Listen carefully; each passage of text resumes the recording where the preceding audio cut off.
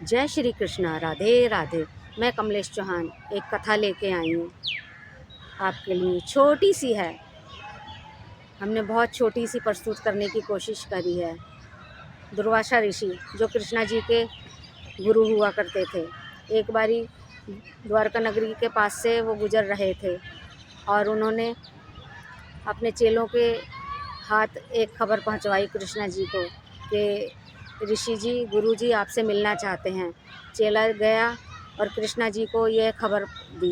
कृष्णा जी भी दौड़े दौड़े गए और दुर्वासा ऋषि से अपने द्वारका चलने की आग्रह किया। ऋषि ने उनका आग्रह ये मान तो लिया, मगर एक शर्त रखी कि मैं चलूँगा तो, लेकिन आपको और आपकी पत्नी रुक्मणी जी को मेरी एक शर्त माननी पड़ेगी कि जिस रथ में हम बैठेंगे वो रथ घोड़े नहीं, रुक्मणी जी और आप खींचोगे। कान्हा जी ने बिना भी कुछ कहे उनकी ये शर्त मान ली।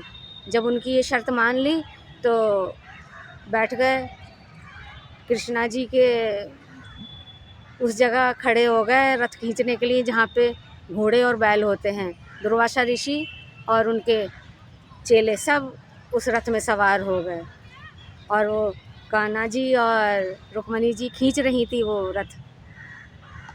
जब वो रथ खींच रही थी तो रुक्मणी जी को बहुत प्यास लगी और उन्होंने कृष्णा जी से कहा, मुझे बहुत प्यास लगी है। कृष्णा जी ने कहा, ठहरो, चलो अभी चलते हैं, घर जाके पी लेना, अपने महल में पी लेना। लेकिन रुक्मणी जी नहीं मानी तो कृष्णा जी को उनके जिद के आगे झुकना पड़ा और उनके लिए पानी का प्रबंध किया। अपने पैर के नाखून से उन्होंने धरती खोदी और वहाँ से मीठा जल निकल गया। रुक्मणी देवी ने वो उस पानी को पी के अपनी प्यास बुझाई और कृष्णा जी से भी कहा, आप भी पी लो। कृष्णा जी ने मना किया, लेकिन उनकी जिद के आगे वो मानना ही पड़ा। रुक्मणी जी ने बहुत जिद करी थी कि आप भी पानी पी के अपनी प्यास बुझाओ। ये देखकर दुर्वासा ऋषि बहुत नाराज़ हो गए और उनको रुक्मणी जी को श्राप दे दिया कि 12 वर्ष आपको श्री कृष्णा से दूर रहना पड़ेगा। अब ये श्राप तो हो गया पूरा। 12 वर्ष बाद, ये थोड़े समय बाद ये श्राप भी उनका पूरा हुआ। फिर आगे चले, महल जाके कृष्णा जी ने दुर्वासा ऋषि के लिए 56 किस्म के भोग बनवाए। वो भोग खाए ने से पहले उन्होंने कहा, हम ये भोग ग्रहण नहीं कर सकते, आप हमारे लिए खीर बनवाओ। वो 56 किस्म का भोग उन्होंने स्वीकार नहीं किया और खीर बनवाने को कहा। कान्हा जी ने उनके लिए खीर बनवाई। खीर का भोग लगाया उन्होंने बड़े प्रेम से, दुर्वासा ऋषि ने, और अपने चेलों को भी लगाया उसी का भोग। और उसके बाद उस झूठी खीर को उन्होंने श्री कृष्णा जी को कहा, ये लो, अपने पूरे शरीर पे लीप लो। श्री कृष्णा ने बिना कुछ कहे वो खीर अपने पूरे शरीर के ऊपर लीप ली। और जब उन्होंने कहा अपने पैरों के तलवों के ऊपर भी लगाओ,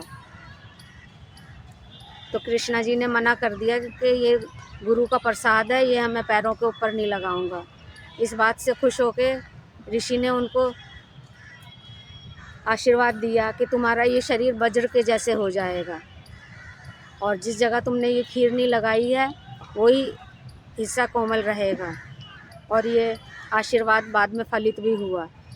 जब कृष्णा जी को भील ने तीर मारा, उनके शरीर में कहीं नहीं लगा, बस उनके पैर के तलवे में लगा, जिससे उनको ये धरती छोड़ने का मौका मिल गया और वो धरती छोड़ के चले गए स्वर्गलोक, गोलोक धाम। जय श्री कृष्णा।